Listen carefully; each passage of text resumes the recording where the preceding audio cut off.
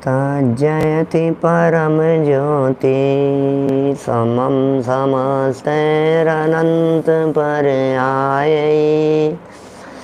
दर्पण तलैव सकला प्रतिफलति पदार्थ मालिका यत्र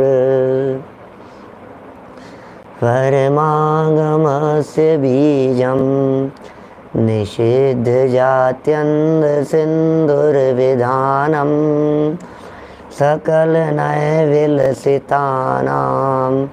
विरोधमथनं नमाम्यनेकान्तम् विरोधमथनं नमाम्यनेकान्तम्।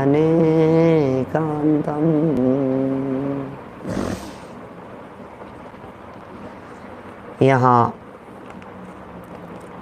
आचार्य अमृतचंद्र द्वारा लिखित पुरुषार्थ सिद्धि उपाय नामक ग्रंथ के अंतर्गत चर्चा चल रही है अपनी शिक्षा व्रतों को आधार बनाकर।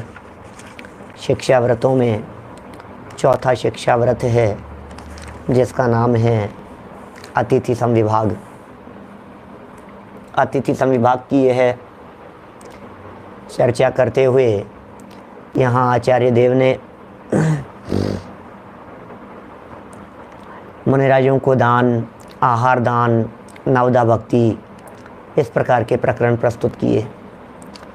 यथासंभव जितना हो सके उतना हमें दान देना चाहिए। योग्य पात्र को दान देना चाहिए।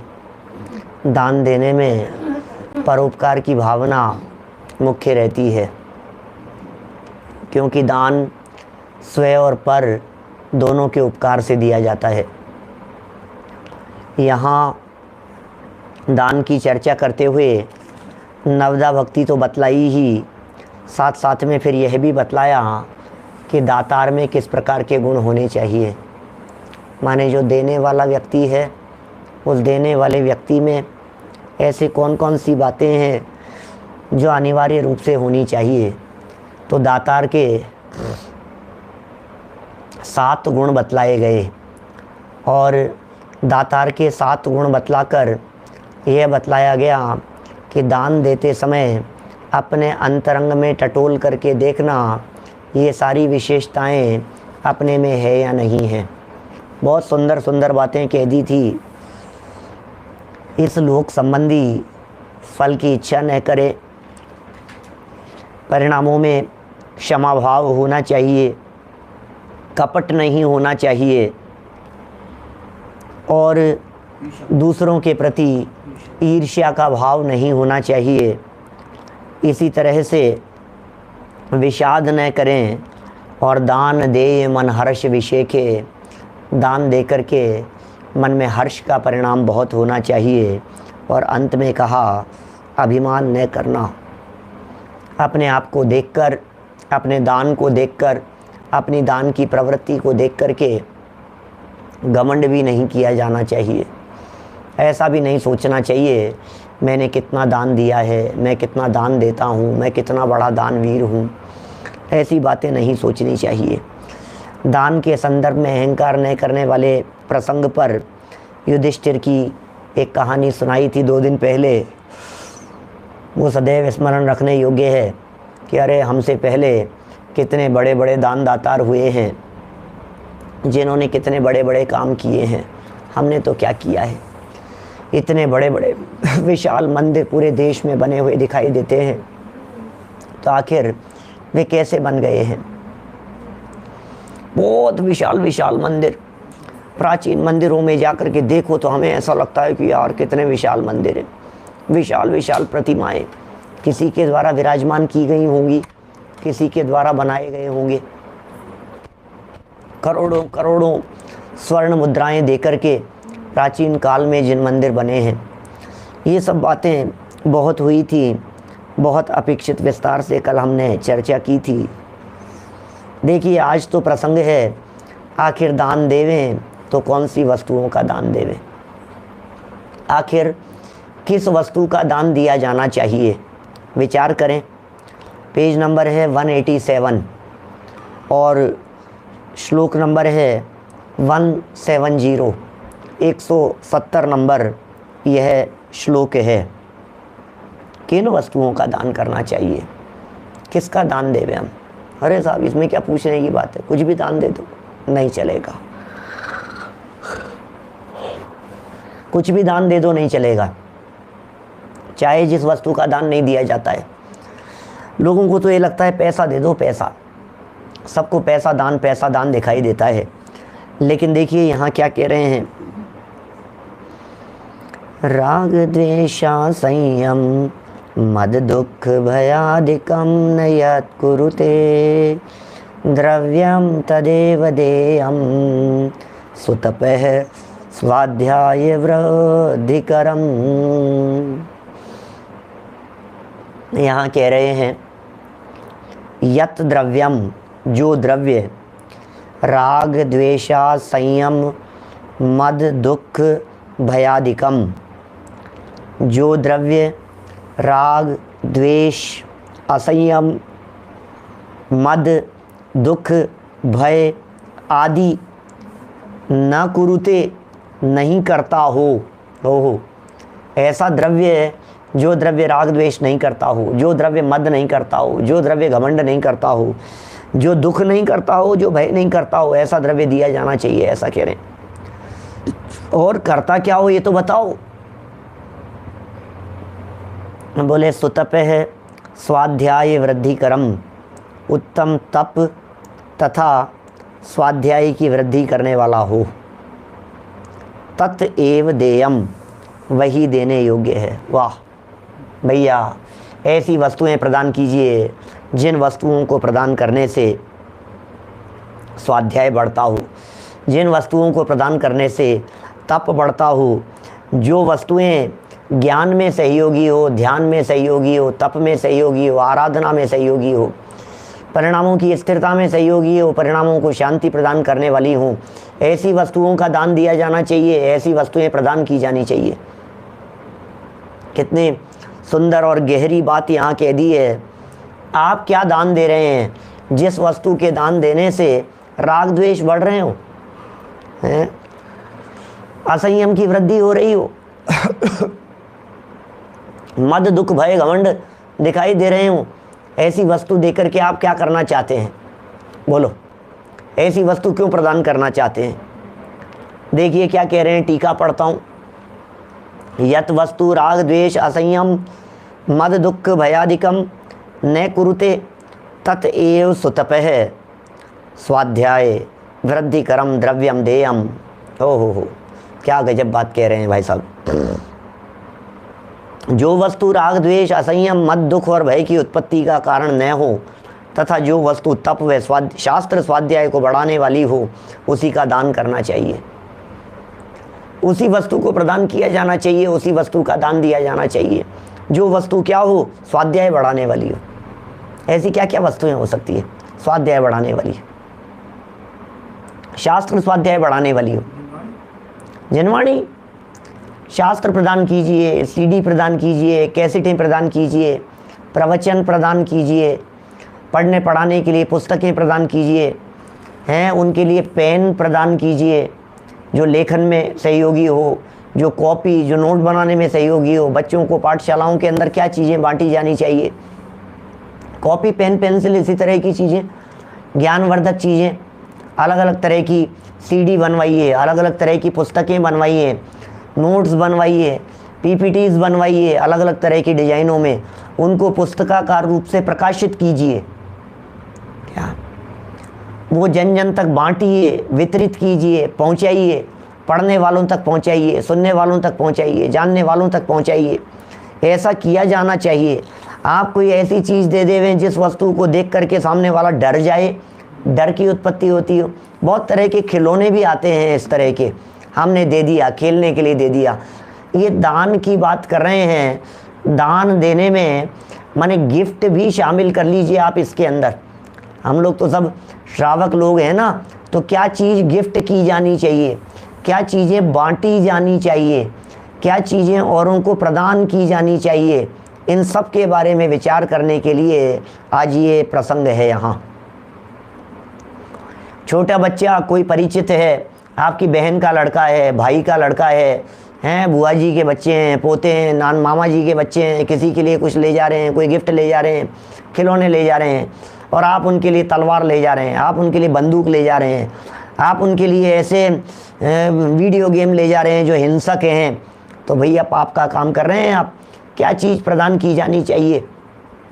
जो चीज़ उनके ज्ञान में वृद्धि करने वाली हो, नॉलेज बढ़ाने वाली हो, इन्फॉर्मेटिव हो, ऐसा भय करने वाली नहीं हो, दुख देने वाली नहीं हो, घमंड बढ़ाने वाली नहीं हो, असंयम करने, खाने पीने की चीज़ें तो सब एक दूसरे के यहाँ ले जाते हैं, असंयम उत्पन्न करने वाली नहीं दिखती हैं ये सब।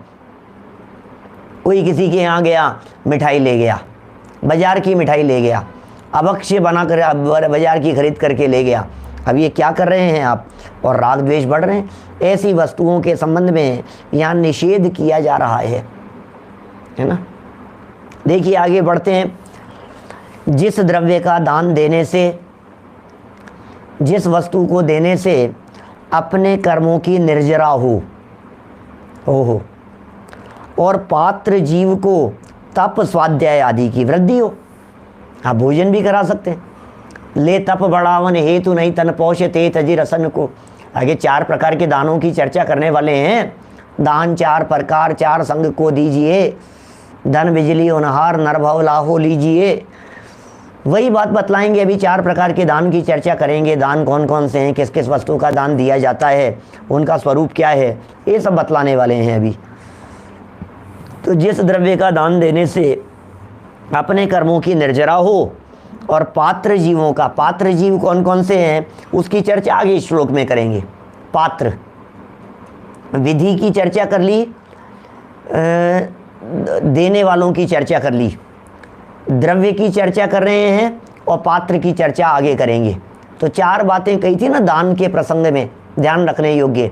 विधि, द्रव्य, दात्र, पात्र, 4 चीज़ें विशेष रूप से ध्यान देने योग्य है।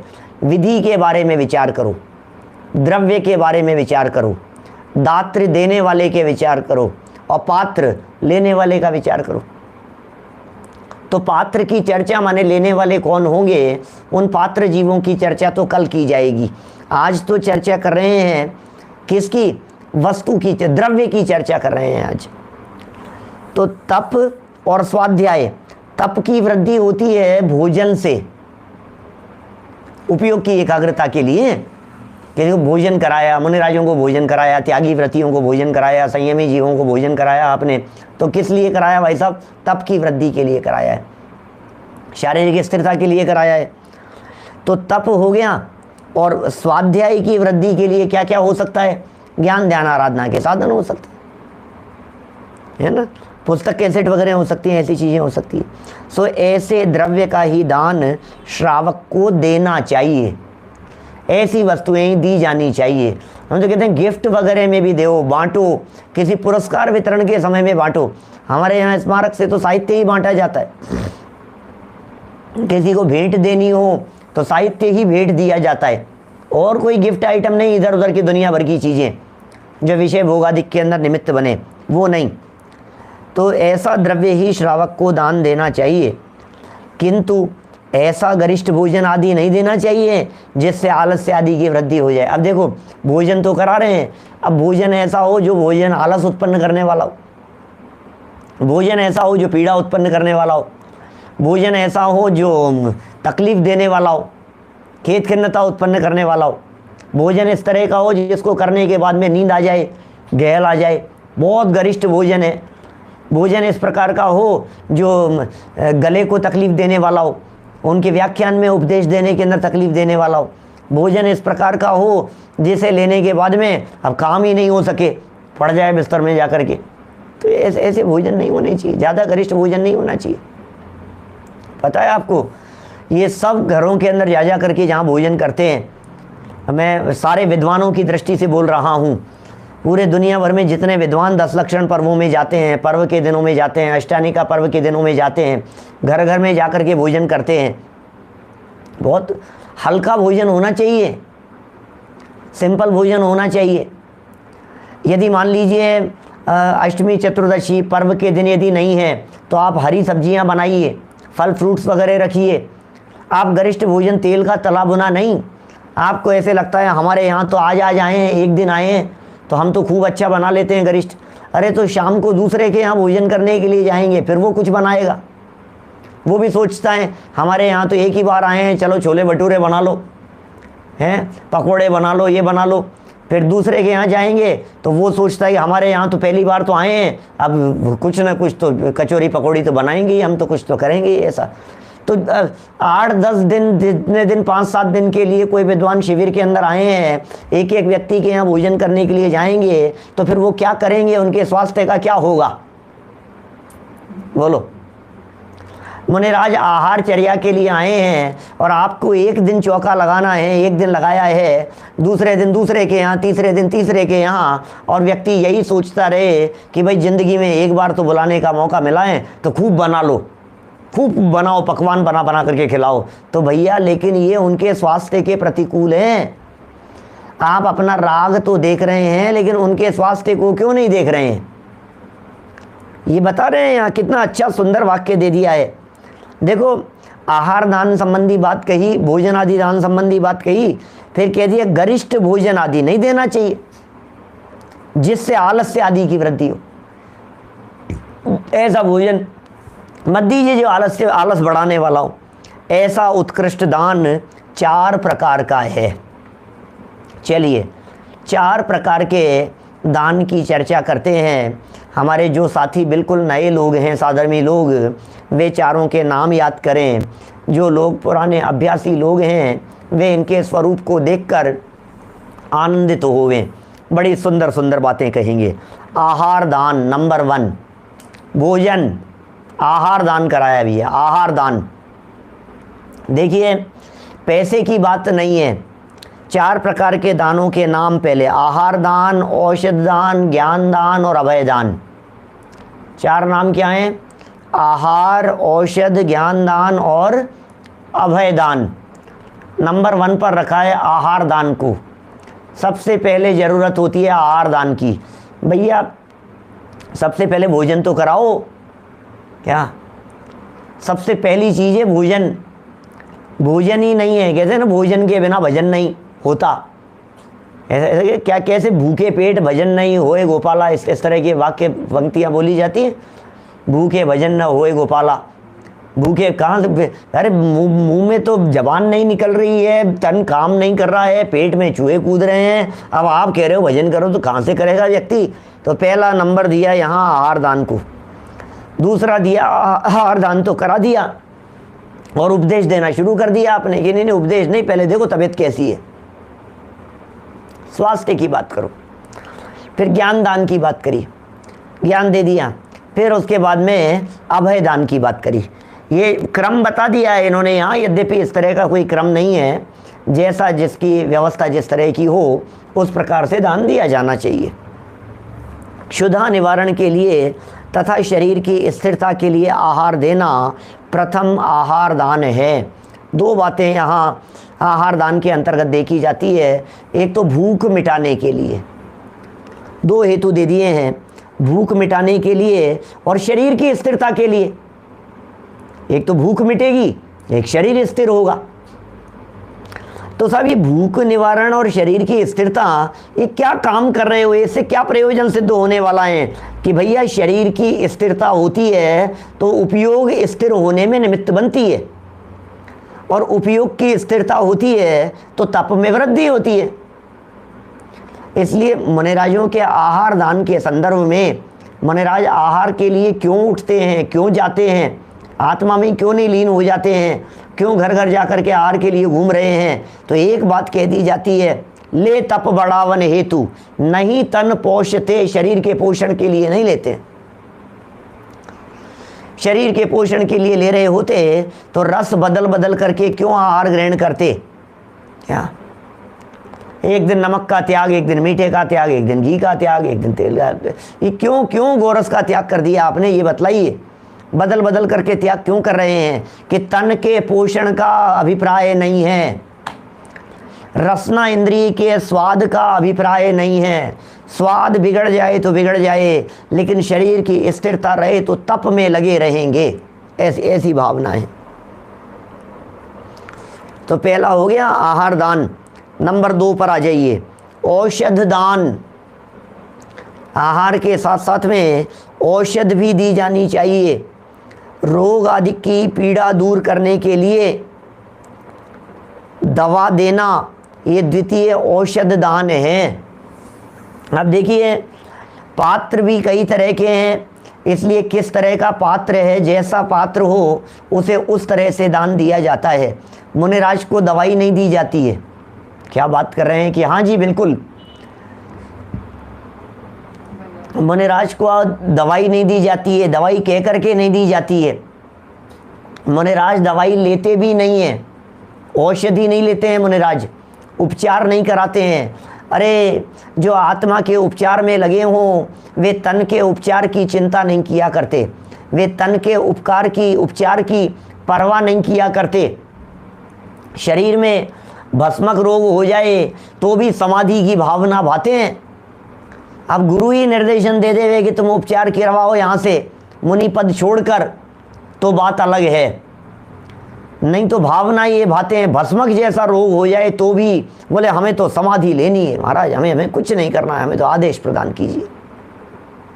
परिस्थिति कैसी भी हो जाए, अरे कुष्ठ रोग हो जाए वादिराज मुनिराज जैसों को, और परीक्षा लेने के लिए स्वर्ग से देव आ जाएं, तो भी ये कहते हैं अरे भाई ये तन का रोग, ये तन की बीमारी हमारी नहीं है, तुम कौन सी बीमारी के उपचार की सोचते हो, कौन सी बीमारी का उपचार करना चाहते हो, तुम्हें पता भी है कि हमारे बीमारी कौन सी है, तुम जानते हो हमारे रोग कौन सा है, जन्म मरण का रोग लगा है, इसका निवारण करने का उपाय जानते हो तो बताओ।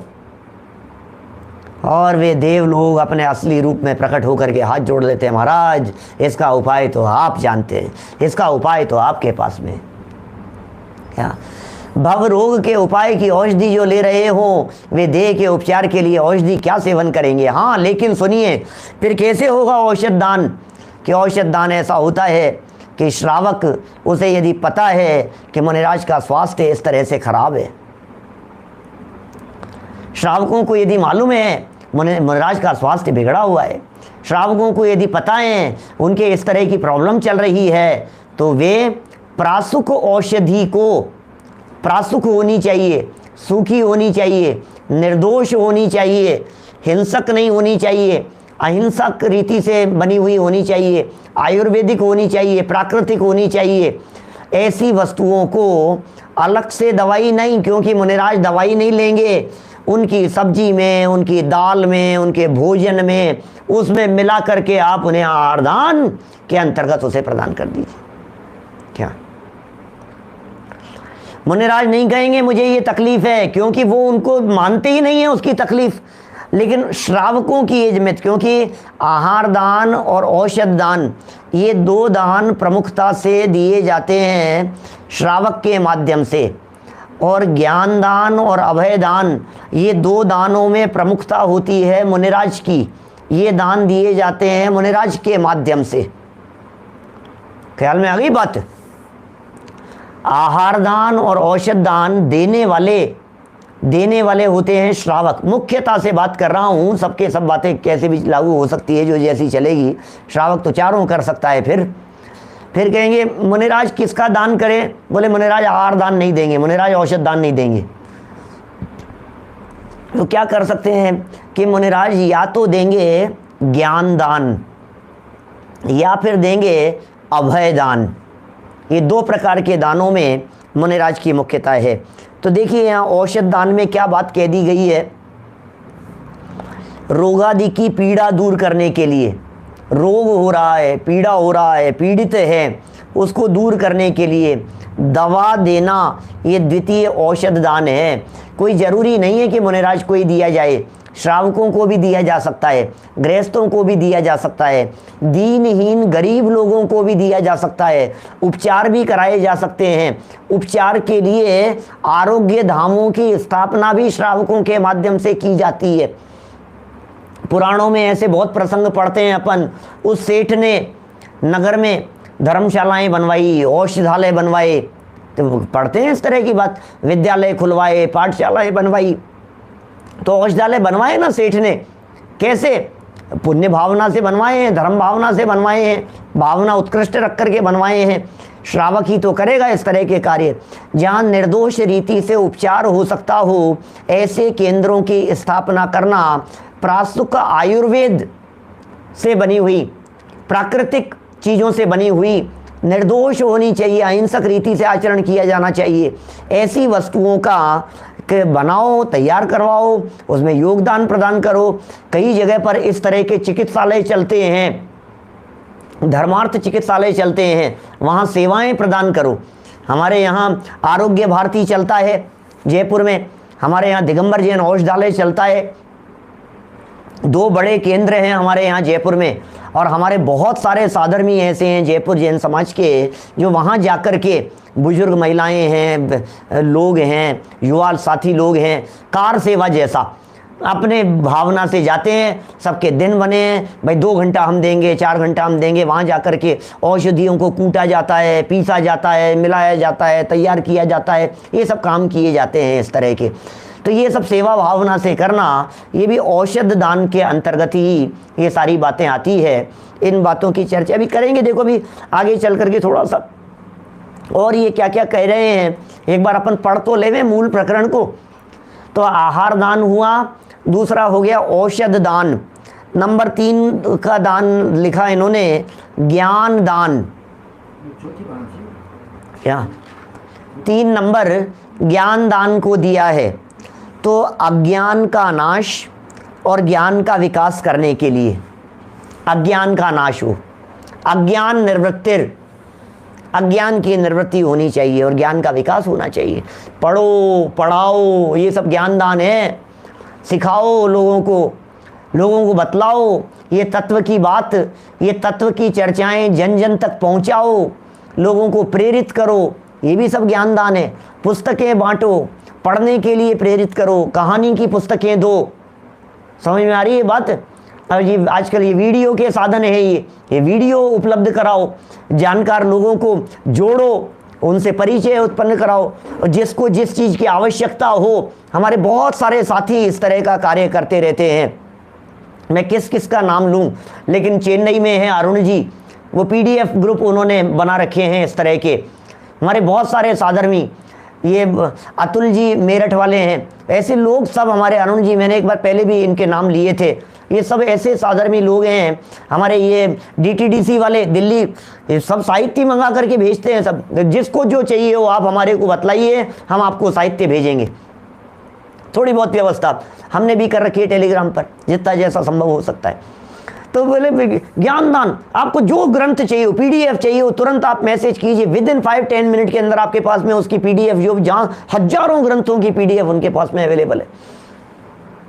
अवेलेबल करवा देते हैं। आपको प्रवचन चाहिए, कौन सा प्रवचन चाहिए, आप तुरंत उस प्रवचन को फॉरवर्ड कर दीजिए, उस प्रवचन को पहुंचा दीजिए।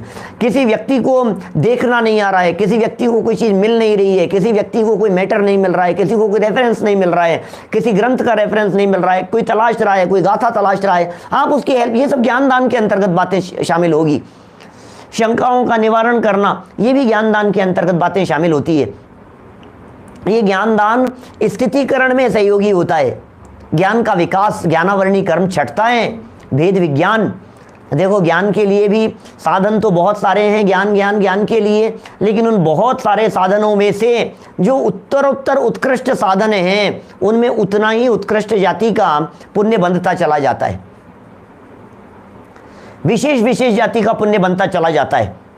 उनसे आप क्या चीज़ दे रहे हैं, देखो इसलिए कह रहे हैं ज्ञान दान। अभी मैं चर्चा करूंगा, अभी एक और पढ़ लेते हैं पहले नीचे अपन। ये तीसरा हो गया ना पूरा, अज्ञान का नाश, जिससे अज्ञान का नाश होता हो, ज्ञान का विकास जिसके माध्यम से होता हो, उसके लिए शास्त्र आदि का देना। शास्त्र आदि लगा दिया है इन्होंने। अब शास्त्र नहीं दे रहे हैं तो PDF दे दिया आपने, PDF नहीं दे पा रहे हैं आपने कैसेट पहुंचा दी, आपने पेन ड्राइव पहुंचा दी, आपने CD पहुंचा दी, ठीक है ना, आपने लिंक पहुंचा दी, वीडियो की लिंक पहुंचा दी। आपको जो पसंद आया, आपको लगता है कि ये चीज दूसरे व्यक्ति के लिए सुनने योग्य है, आपने वो दूसरे व्यक्तियों के पास में पहुंचा दिया। ये ज्ञान दान के अंतर्गत शामिल है। पढ़ने के लिए साधन उपलब्ध करा दिए, सुविधाएं उपलब्ध करा दी, ये सब ज्ञान दान के अंतर्गत है। मतलब ज्ञान से रिलेटेड जो भी चीज़ें आई, जैसे बैग है, मान लीजिए बैग है, हैंड बैग है, कैरी बैग है, जो पुस्तक रखने के लिए जो इस तरह के बैग होते हैं ना, स्कूल बैग वगैरह हैं, बच्चों में इस तरह के स्कूल बैग वगैरह बांट दी। ड्राइंग बॉक्स वगैरह हैं, ड्राइंग बॉक्स के अंदर वो सब चीज़ें, पेन, पेंसिल, रबर, शॉर्पनर, इस तरह की चीज़ें होती है। बच्चों की दृष्टि से कह रहा हूँ, पाठशालाओं की दृष्टि से कह रहा हूँ, ज्ञान की दृष्टि से कह रहा हूँ। छोटी छोटी सी पुस्तकें, मैंने PDF वगैरह की बात कही, PPT वगैरह इस तरह से अवेलेबल करवा दीजिए किसी भी व्यक्ति को। तो ये सब ज्ञान दान के अंतर्गत ऐसी चीज़ें आएगी। आदि शब्द के अंतर्गत अपन ने ये सारी बातें देख ली है। चलिए चौथे प्रकार के दान की तरफ हम बढ़ रहे हैं आगे। अभय दान, ये क्या चीज़ है? अभय दान कैसे देवें साहब, ये हमें समझ में नहीं आता है पंडित जी। कई बार कई लोग पूछते हैं, पंडित जी अभय दान समझ में नहीं आता है, अभय दान कैसे दिया जाता है, अभय दान किसको देवें, कैसे देवें, किस तरह से दिया जाए? देखिए, भय निवारण करना, अभय, अभय दान है ना। अभय, अभय क्या है? भय का विरोध है, जिसमें भय रहित हो जाना, यह अभय दान है। आपने क्या अभय दान दिया? अभय दान को जीवन दान भी कहते हैं। अभय दान माने मरते हुए को बचा लिया। अभय दान माने सुरक्षा प्रदान कर दी। अभय दान माने घबराहट से छूट गया। अभय दान माने अब वो डरेगा नहीं, अब वो बच गया है वो। अरे सबसे बड़ा भय कहा गया है सप्त भयों में, 7 प्रकार के भय है ना, 7 प्रकार के भय, इहलोक भय, परलोक भय, मरण भय, वेदना भय, आकस्मिक भय, अरक्षा भय, अगुप्ती भय, ये 7 भय हैं। इन 7 भयों में यदि सबसे बड़ा कोई भय कहा गया है तो उसका नाम है मरण भय। मरण से बड़ा कोई भय नहीं है। मौत इतना खतरनाक डर है, आदमी को ऐसे लगता है पसीना पसीना हो जाता है व्यक्ति मौत के नाम पर। आज जो कोरोना जैसी जो परिस्थितियां से देश पूरा गुजरा है, पूरी दुनिया गुजरी है, भले ही 100% उसके 99% मानो, 100 मत कहो, 99% रिकवरी हो रही हो, लोग ठीक हो रहे हो, सब लोग ठीक हो रहे हैं, सब लोग ठीक हो रहे हैं, लेकिन उसके बावजूद भी जिस व्यक्ति को कोरोना होता है उसकी मानसिक स्थिति को वही समझ पाता है कि आखिर हालत क्या है। वो डर है अंदर में। क्या आज रिकवरी रेट बहुत है, 60, 70, 80, 90%, 95, 99% लोग तक ठीक होकर के आ रहे हैं, इतनी रिकवरी रेट है। बोले मर नहीं रहे हैं अभी इतनी स्थिति सुधर गई है, हालात इतने सुधर गए हैं, लेकिन उसके बावजूद भी 10 दिन 14 दिन के लिए आपको क्वारंटाइन रहना पड़ा, बंद हो गए, कमरे के अंदर बंद हो गए। अब ये जो कमरे में बंद की जो हालत दिखाई देती है भाई साहब, तत्व ज्ञान नहीं हो तो हालत खराब है, और तत्व ज्ञान यदि हमारे साथ में है तो किसी तरह की कोई घबराहट का काम नहीं है। बोलो, जिनवाणी यदि हमारे साथ में है तो कोई तकलीफ का काम नहीं है। वेद विज्ञान की भावना यदि भा रहे हैं तो कोई तकलीफ नहीं है। तो क्या कह रहे हैं? डर, किसका डर निकाल दिया? मौत का डर निकाल दिया। तुम चिंता मत करो, तुम्हें कोई नहीं मारेगा, तुम चिंता मत करो, नहीं नहीं, निडर रहो, तुम निर्भय रहो। तुम हमसे चूहा भी नहीं डरे, हमसे बिल्ली भी नहीं डरे, हमसे बंदर डर करके भागे नहीं, हम उसे डराए नहीं, हम उसे मारे नहीं हैं। मतलब कोई घायल होकर के गिर जाए तो उसे उत्कृष्ट रीति से चिकित्सा प्रदान कर दी हमने, घायल को मौत से बचा लिया, मौत के मुंह में से निकाल दिया। ये सब अभय दान के अंतर्गत वाली बातें हैं। देखिए, भय निवारण करना तथा जंगल में झोंपड़ी बना दी, छोटी छोटी वस्तिकाएं बना देते। पुराने ज़माने में ऐसा बहुत हुआ करता था, अभी तो क्या कितना होता है। वस्तिका मतलब होता है रहने का स्थान, उसे कहते हैं वस्तिका। झोंपड़ी तरह की है, झोंपड़ी, वस्तिका, धर्मशाला आदि बनवाना। अब ये यद्यपि 200-250 वर्ष पहले लिखी गई बातें हैं सारी, उस जमाने में ज़्यादा बातें होती थी। अंधेरे मार्ग में प्रकाश की व्यवस्था इत्यादि करवाना, ये चतुर्थ अभय दान है। क्योंकि डर लगता है व्यक्ति को, मर नहीं जाऊं, दुर्घटना नहीं हो जाए, अंधेरा रास्ता है, सुनसान जगह है और लाइट की व्यवस्था यदि वहाँ है तो ये अभय है, ये अभय दान जैसा है। 4 प्रकार के दान हो गए। औषध शास्त्र अभय आहारा, 4 प्रकार के दान। इन 4 प्रकार के दानों की चर्चा ये थोड़ी सी और इन्होंने नीचे की है। इससे पहले कि हम आगे बढ़ें, हम आपसे पूछना चाहते हैं 4 प्रकार के दानों में से कौन सा दान श्रेष्ठ दान है? क्या कौन सा दान श्रेष्ठ दान है?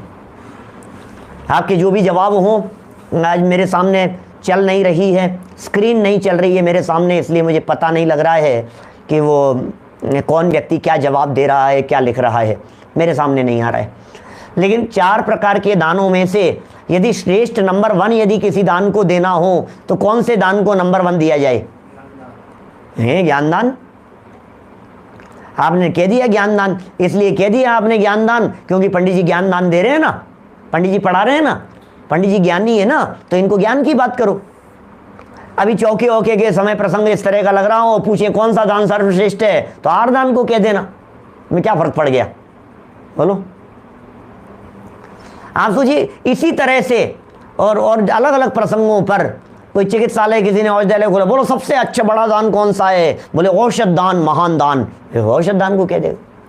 देखिए भाई साहब, 4 प्रकार के दानों में यदि ज्ञान दान को सर्वश्रेष्ठ कहा गया है तो उसका हेतु क्या है ये बतलाइए आप, उसका कारण क्या है? मैं बतलाता हूं आपको। क्या? अच्छा मैं हेतु बतलाता हूं। अच्छा कंपैरिजन करके देखिए कि साहब कैसे करें कंपैरिजन? पंडित जी आप ही बतला दोगे? मैं बतलाता हूं, सुनो आप ध्यान से थोड़ा सा। बात ऐसी है भाई साहब, आपने किसी व्यक्ति को आहार दान कराया तो आहार दान कितनी देर चलेगा बतलाइए? आपके द्वारा दिया गया आहार दान उसकी वैल्यू कितनी है, कितने टाइम तक वो काम करने वाला है आहार दान? सुबह से शाम तक दोबारा भूख लग जाएगी। आज भोजन कराया है कल भूख लग जाएगी, कल भोजन के लिए दोबारा पेट खाली का खाली। ये क्या हुआ?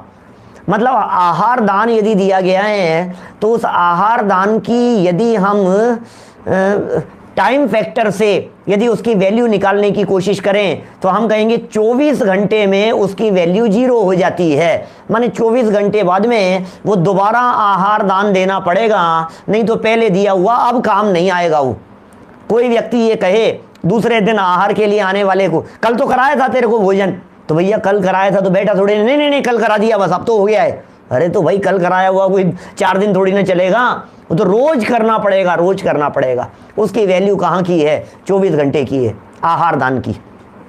औषध दान की बात कर लो भाई साहब, औषध दान की कीमत कितने समय की? भाई साहब पर्टिकुलर बीमारी चाहिए तब तो औषध काम आएगी। किन्हीं साहब बीमार है, अब बीमार हो जाने के बाद में औषधि दे दी तो औषध दान दे दिया। अब वो औषधि दान वो पर्टिकुलर बीमारी के लिए ही तो काम आएगा। अब बीमारी ठीक हो गई तो आपका औषध दान किसी काम का नहीं है। अब किसको औषध दान होगा? क्या बोलो? अब किस काम आएगा वो औषध दान? किसी भी काम नहीं। तबीयत ठीक है तो औषध दान करें क्या? क्या अब वो औषध दान का क्या होगा? खत्म हो गई ना वो चीज, 2 हो गई। चलो कोई बात नहीं, पर्टिकुलर बीमारी के लिए हो गई। अच्छा अभय दान की बात कर दो। अभय दान का मतलब महत्वपूर्ण जो हमने कहा मौत से बचा लिया। अभय दान में कौन प्रसिद्ध हुई मालूम है आपको? अनंगसरा। अजगर के मुंह में आ गई थी, चक्रवर्ती की बेटी थी, और चक्रवर्ती की बेटी होते हुए 3,000 वर्ष तक जंगलों के अंदर रही। विद्याधर उठा करके ले गया था, जंगलों में छोड़ दिया था। फिर क्या हुआ? जब चक्रवर्ती सम्राट जब पहुंचा, जिस हालत में मिली, अजगर ने पूरा यहां तक निगल लिया था। क्या? अजगर ने निगल लिया था। और पिता ने तलवार निकाली था अजगर को मारने। नहीं पिताजी इसको जीवन दान दे दो, मैं तो मर चुकी हूं, मैं तो अब तो वैसे भी नहीं बचूंगी, इसे क्यों मारते हो आप? उसे अभय दान प्रदान कर दिया। अब मेरा प्रश्न ये है, जिस भी जीव को, जिस भी प्राणी को अभय दान दिया गया है, अब वो कभी नहीं मरेगा क्या? अमर हो गया है क्या वो व्यक्ति? कि नहीं, अमर तो नहीं हुआ है। तो कितने टाइम तक काम करेगा? कि जितनी आयु बची है तब तक काम करेगा भाई साहब, इससे आगे काम नहीं करेगा। इसका मतलब अभय दान की कीमत इस जन्म में जितनी आयु बची है या पर्टिकुलर जो पोजीशन बनी है उस पोजीशन के लिए। मरती हुई चींटी को बचा लिया, मरते हुए मच्छर को बचा लिया, छिपकली किसी को खा रही थी जीव को, आपने उसको उड़ा दिया, आपने उसको बचा लिया, अभय दान दे दिया आपने। जिंदगी में दोबारा तो मर सकता है ना कभी। दुर्घटना होते होते तुमने किसी का हाथ खींच लिया, अभय दान दे दिया, उसको बचा लिया, तुम हमारे संरक्षण में हो, तुम चिंता मत करो, हम तुम्हें सुरक्षा प्रदान करते हैं, आप हमारे घर आकर के रह सकते हैं, आप यहाँ रह सकते हैं। अभय दान दे दिया आपने, तो मरेगा तो सही। इसका मतलब वो भी लिमिटेड टाइम के लिए। लेकिन ये जो चौथा जिस ज्ञान दान की महिमा की मैं बात कर रहा हूं, आपने किसी व्यक्ति को ज्ञान दान दे दिया, आपने किसी व्यक्ति को भेद ज्ञान करा दिया, तो आपके द्वारा दिया गया दान इस जन्म में नहीं, जन्म जन्मांतरों में उसके काम आ सकता है। ज्ञान 4 प्रकार के दानों में एकमात्र ज्ञान दान ऐसा है जो इस जन्म में नहीं अगले जन्म में भी काम आ सकता है। बोलो, ग्वाले ने ज्ञान दान दिया था, शास्त्र मिल गया था और एक मुनिराज को ज्ञान दान दे दिया था। ज्ञान दान देने के फल में भी वो ग्वाला मर करके कुंद कुंदाचार्य देव बना। बोलो, ये ज्ञान दान की महिमा है। इसलिए ज्ञान प्राप्त कराओ, परभव तक साथ जाता है, इसलिए ज्ञान दान की महिमा ज्यादा है। एक और तर्क देता हूं, दूसरा, आहार दान, औषध दान और अभय दान, ये तीनों दान शरीर आश्रित हैं, पराश्रित हैं, संयोग आश्रित हैं, लेकिन एकमात्र ज्ञान दान ऐसा है जो ज्ञान दान आत्माश्रित है, स्वाश्रित है, आत्मा से संबंध रखने वाला है।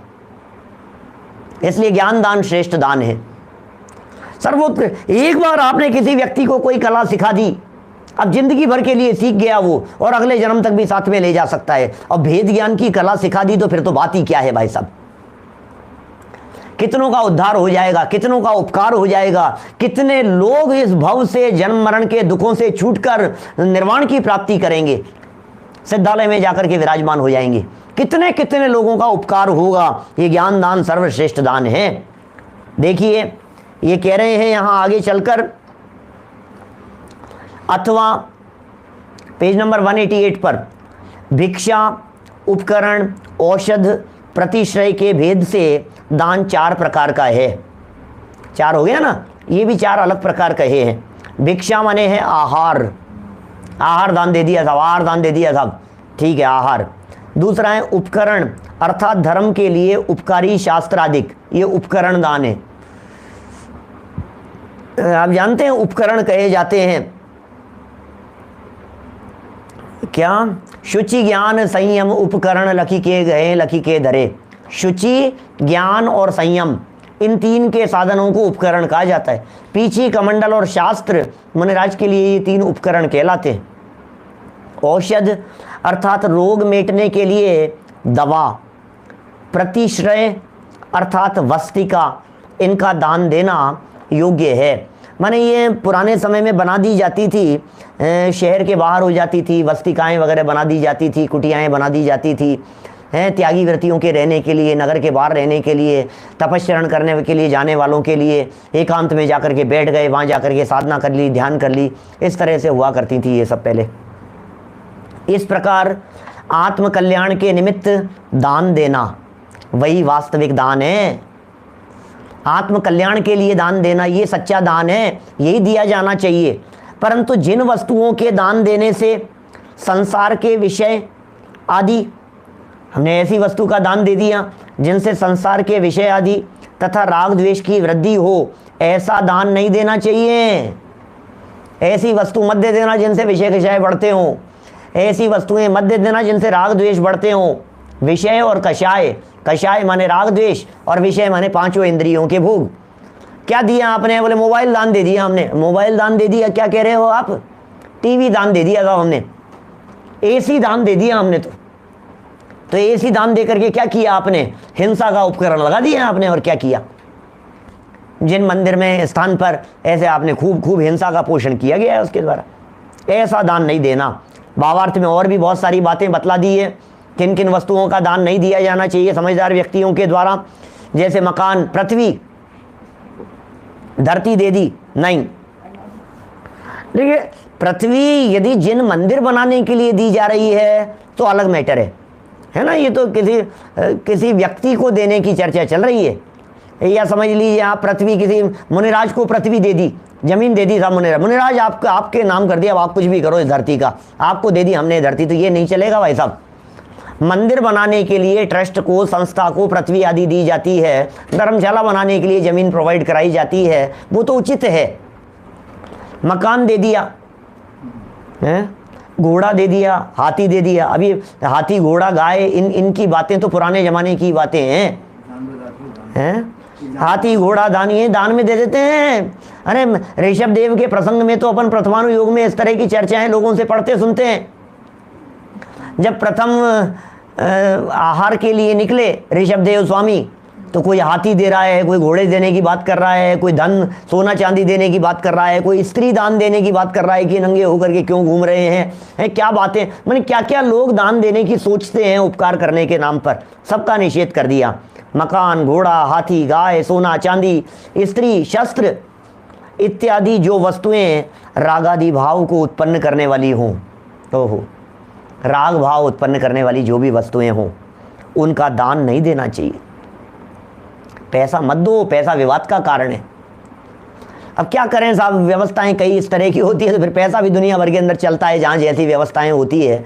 लेकिन कुल मिलाकर के आप दान दे रहे हैं तो उसकी व्यवस्था के बारे में ज़रूर आपकी पूछने की जिम्मेदारी बनती है। पैसा देना चाहिए, उनका दान नहीं देना चाहिए, क्योंकि ये सब कुदान हैं। ओहो, इनके दान देने से हल्की गति के बंद के अलावा और कुछ नहीं होता। ओहो, हाथी घोड़ा दे दिया, धन दौलत दे दिया, पैसा दे दिया, राग द्वेष बढ़ाने के लिए कोई साधन सुविधाएं उपलब्ध करा दिया आपने। खोटा दान, देखो कुपात्र दान के फल में भी खोटी गति की प्राप्ति है और कुदान के फल में भी खोटी गति की प्राप्ति है। कुदान और कुपात्र दान दोनों प्रकार की चीजें ले ली यहाँ। तो इनके दान देने से हल्की गति के बंद के अलावा और कुछ नहीं होता, अतः ऐसा कुदान नहीं करना चाहिए। इस प्रकार का कुदान हमारे माध्यम से नहीं किया जाना चाहिए। तो इस तरह हमने यहाँ जो आज आपके बीच में बात की है, ये 4 प्रकार के दान के संदर्भ में की है। अपनी शक्ति विचार, कुल मिलाकर के बात ये है, इन सभी चीज़ों में ये जो चारों बातें बताई है, इन चारों बातों में आराधना प्रमुख है। आहार क्यों दिया? आराधना में वृद्धि के लिए। औषधि क्यों दी? क्योंकि उपचार निरोगी रह करके प्रभाव ना हो सके। अभय दान क्यों दिया? क्योंकि वो निर्भीक रह करके आराधना कर सके। ज्ञान दान क्यों दिया? क्योंकि वो भेद विज्ञान कर सके। कुल मिलाकर के प्रयोजन यह है, आत्म कल्याण के पथ पर बढ़ते हुए जीवों के लिए जो भी आप सहयोगी साधन सुविधाएं उपलब्ध कराने की सोचते हैं वह सब उत्तम दान के अंतर्गत आता है। लेकिन किसे देवें, लेने का हकदार कौन है, किसे दिया जाना चाहिए, इस संदर्भ में पात्रों के भेद बतलाए हैं, जिनकी चर्चा हम कल करेंगे यथा समय। आज की बात को इसी भावना से विराम दे रहे हैं कि यथा योग्य रीति से हमें अपनी भावना अनुसार दान देना चाहिए। जावाणी के ज्ञान थे सूझे लोकालोक, सोवाणी मस्तक नमो सदा देत हूँ ढोक, सदा देत हूँ ढोक।